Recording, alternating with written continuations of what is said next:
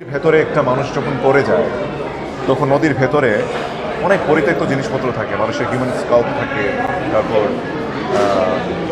অনেক ডেঞ্জারাস সব জিনিসপত্র, মানে হিউম্যান বডি পার্টস। এই জিনিসগুলো আমরা কিন্তু অনেক সময় অনেক পরিত্যক্ত অবস্থায় নদীর পানির নিচে আমরা দেখতে পাই। তো এই জিনিসটা খুব চ্যালেঞ্জিং ছিল যে আমাদের একটা শুটিংয়ের একটা পার্ট করতে গিয়ে যে পানিতে আমি পড়ে যাই একদম মাটির নিচ পর্যন্ত, মানে পানির একদম লোয়ার সারফেস পর্যন্ত পৌঁছানো, সেখানে আমার বডি মানে সেখানে বডির পড়ে যাওয়াটা এবং সেই দৃশ্য ধারণটা ছিল দ্যাট ওয়াজ ভেরি চ্যালেঞ্জিং। কারণ আমরা একটা গ্লাস প্যানেল বানিয়ে একটা পুলের মতো বানিয়ে আমরা শ্যুট করেছিলাম, যেটা ফার্স্ট ডেতে ভেঙে যায়।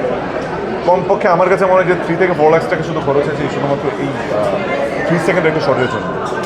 তো আমাদের টিম কোনো কিছুতে কম্প্রোমাইজ করেনি, শুরু থেকেই চেষ্টা করেছে যে সিনেমাটির A to Z যেখানে যা প্রয়োজন সব কিছু করতে। আমার কাছে মনে হয় যে এই ঈদে আপনি দুটো সিনেমাকে যদি কমার্শিয়াল এলিমেন্টের পার্সপেক্টিভ থেকে এবং মেইন স্ট্রিমের সিনেমা হিসেবে কাউন্ট করেন, আমার কাছে মনে হয় যে দুটো সিনেমার মধ্যে একটি হচ্ছে মায়াদার।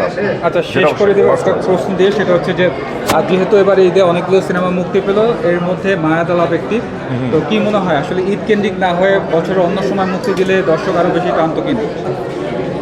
ভাই এটা সিনেমাটাই হচ্ছে ঈদের সিনেমা, কেন অন্য সময়টা? আমার কাছে মনে হয় অন্যান্য অনেক সিনেমা রয়েছে যেগুলো আসলে, এটা আমার রিভিউ না, আমি সিনেমা দেখি নাই, কিন্তু যেরকম পাবলিক রিভিউ পাচ্ছে বা হল মালিকদের অনেকে প্রকাশ করেছে যে 2-3টে সিনেমা ছাড়া কিন্তু বাকিগুলো ভালো সিনেমা, কিন্তু ঈদের সিনেমা না। ঈদ মানে হচ্ছে অনেক বেশি এন্টারটেইনিং, ঈদ মানেই হচ্ছে নাচে গানে ভরপুর, ঈদ মানে হচ্ছে অ্যাকশন, সব কিছু মিলে আসলে একটা মেইন স্ট্রিমের একটা সিনেমা তৈরি হয়।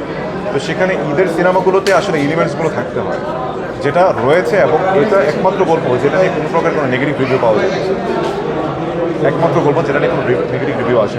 So I think this is only for Eid. এবং অবশ্যই ঈদের পাশের প্যাকেজে অবশ্যই আপনার সেকেন্ড উইক থেকে যাবে, অনেক জায়গা থেকে অনেকগুলো হলেই যাবে। সো এখানে আপনারা অবশ্যই গিয়ে সিনেমাটা দেখবেন।